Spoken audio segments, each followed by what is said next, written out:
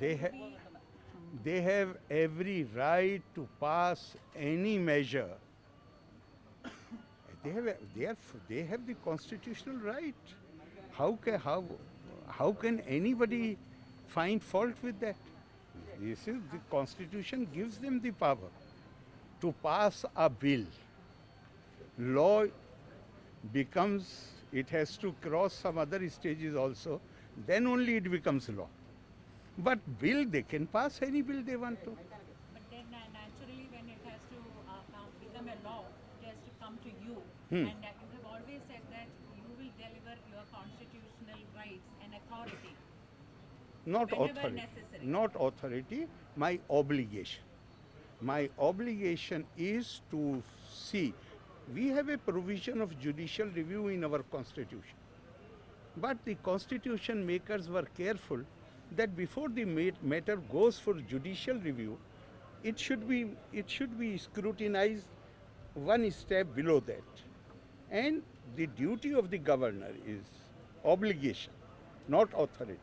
Obligation of governor is to see that nothing in that contravenes the, and when I say law, law means constitution and laws which are accepted. Nothing there contravenes the provisions, the words of the Constitution and its spirit. Chancellor, I had to offered few months back, if you remember, that please don't ask me to do all these irregular things. You take over the chancellorship, and I said I will even sign an ordinance.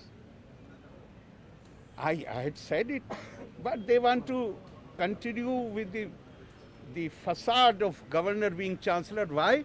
Because the academic world will not accept executive interference in the universities.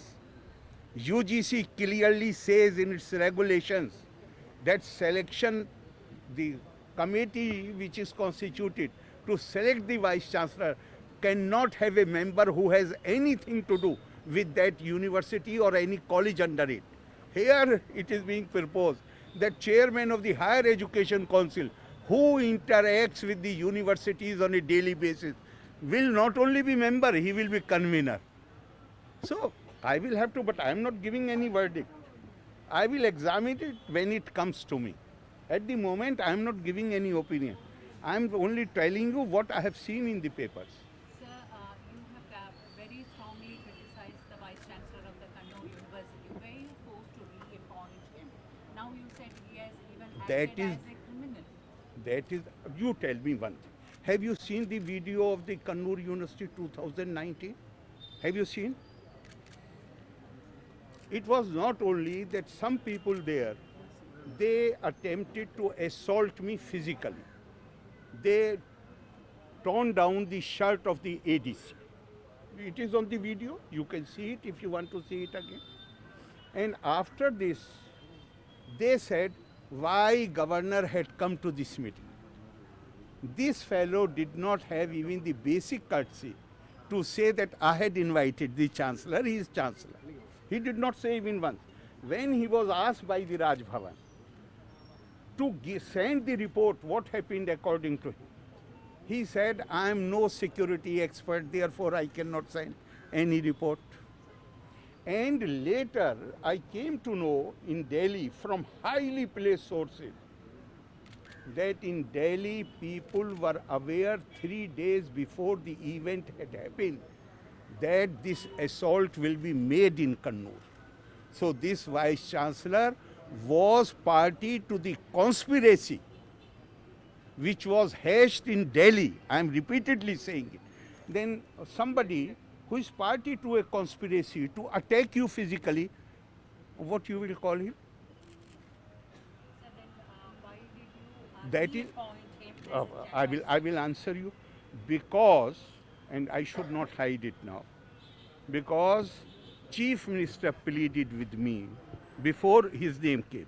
He said, Kannur is my home district. Please give that weightage. I agreed, but I was not aware. I had already, after after assuring him that I will give weightage to his opinion, I constituted the selection committee. Now they came, after that they came with the opinion of the AG, with all kind of requests. Because I had given my word, therefore I reappointed him. But that day I decided that I am not going to function as Chancellor. Chief Minister wrote me not one, 3 letters in which he made this point that government has also a role to play. I said, why some role to play? You take over, you become Chancellor and make all appointments yourself. No, that we don't want to do. So that is the reason, because I felt that what I was not forced exactly, but the kind of pressure they brought on me, particularly in the light that I had given my word, that yes, in the matter of health university, I ignored their advice. Even Calicut, I ignored their advice. But in the matter of Kannur, if the Chief Minister himself is saying that this is my home district, I said, okay. Because I had given my word, therefore I honored it. But I realized that what I did was wrong.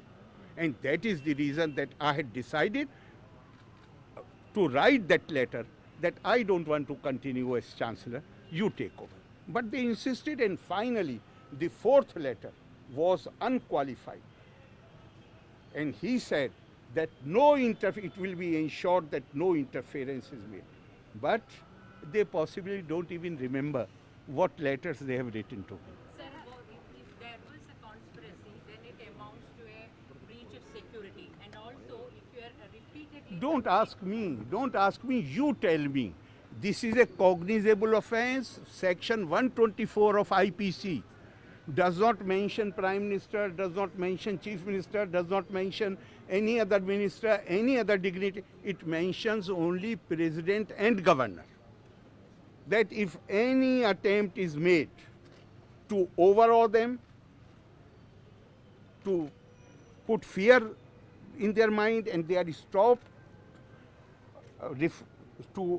in performance of their duties, then this will be an offense.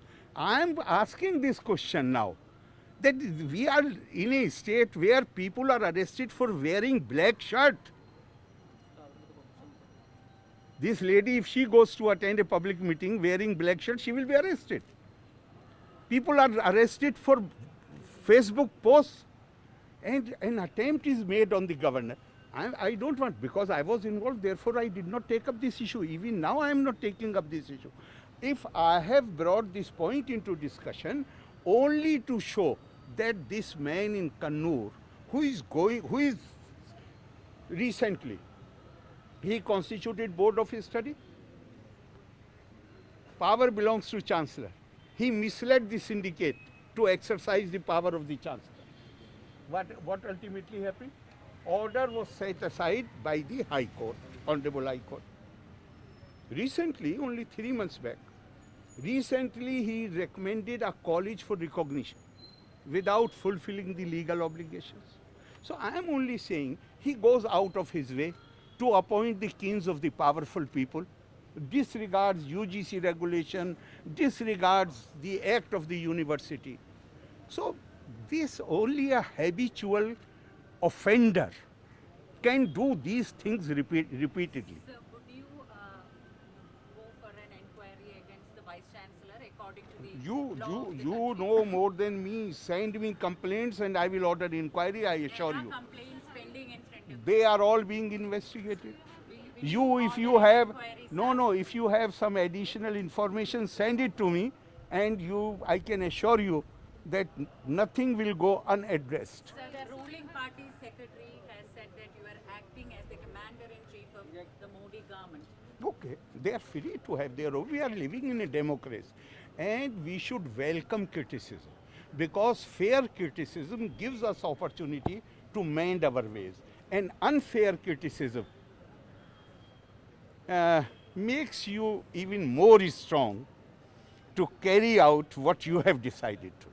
So you have initiated your action against the Kannur DC on these irregularities? No, first I want to deal with issues, not with individuals. Once issues are settled, then the verdict will come on its own.